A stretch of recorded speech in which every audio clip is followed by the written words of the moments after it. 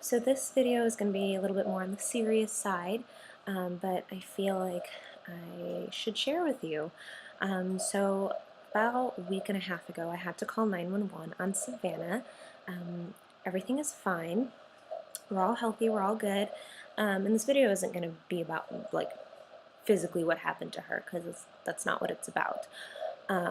But I learned a few lessons um, by having to call 911 that I feel like I should share. So, number one, always carry a cell phone on you in your house from room to room. Always have it on you.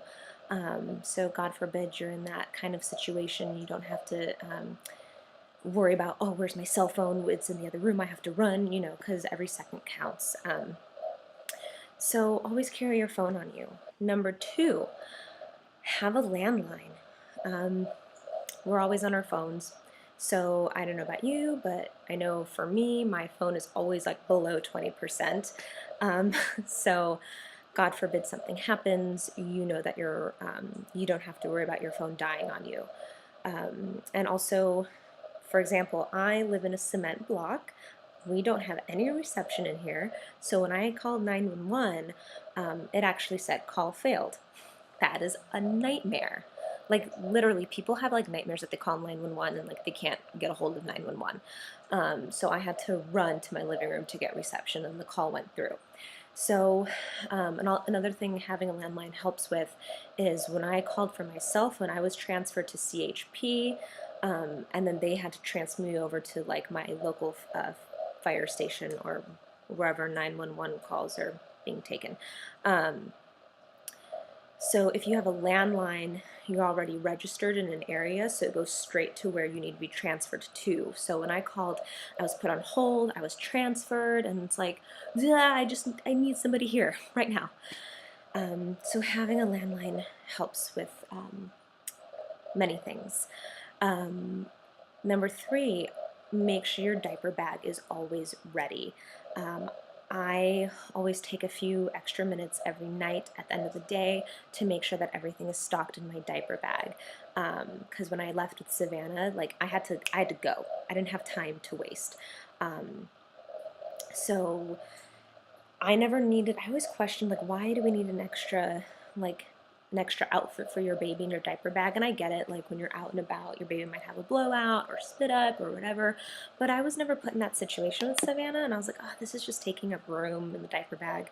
But I'm really glad that I had packed an extra outfit for Savannah because we had to leave in her diaper, and when we got to the emergency room, she was in her diaper. I'm like, this is disgusting. I need to clothe my baby. And thank goodness I had a onesie, pants, socks for her, and also a sweater. I know we live in LA and it's hot out, but just have a sweater just in case. So I'm really thankful that I had an extra outfit packed in there. You never know. Um, Another thing, have an emergency contact list on your refrigerator. To a lot of you, that might be like, duh. But this is something that I learned. So, if someone is watching your baby, a babysitter, or whoever, even you, and you find yourself in a frazzled situation and you don't know who to call, have a list on your refrigerator with the nearest poison control, the nearest police station, fire station, your baby's emergency contact, their information.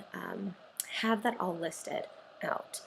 Um, Speaking of emergency contacts, when Matt and I went to the hospital, like obviously I'm going to use my husband as an emergency contact, but they asked us, okay, so who's your backup emergency contact? And we both looked at each other like, we don't have one. So have a backup emergency contact, um, and make sure that they know that they're your emergency contact. Um, so if they ever get a random phone call, they know what's happening. So have a backup emergency contact. Let them know that you're going to use them as an emergency contact. Stay calm. I stayed calm. I took a few deep breaths, and because I did that, I definitely think the whole situation went a lot smoother. It's like in the airplane videos, they say to put your bag on first before you help anybody else. I think it applies to the situation too. I took a few deep breaths, and because I did that, I think it helped a lot. Trust your gut, trust your mommy instinct. By the time I got through with 911, Savannah was okay, but I still wanted to follow through with that phone call, and I'm glad I did. Um,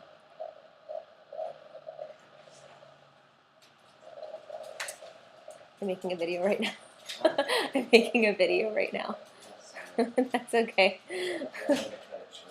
That's okay. Okay, so where was I? My husband just walked through the door, so that threw me off a little bit. But I think I mentioned everything that I wanted to mention. You know, again, I'm saying this a lot in this video, but God forbid you find yourself in that situation. I don't want you to, but these are the things that I learned being put in this situation, and yeah, I hope this helps a little bit. It's always good to be prepared for whatever life throws at you, especially as a parent. I feel like I find myself frazzled all the time, and these little things I feel can help out. So thank you for watching, and I'll talk to you guys next time. Bye.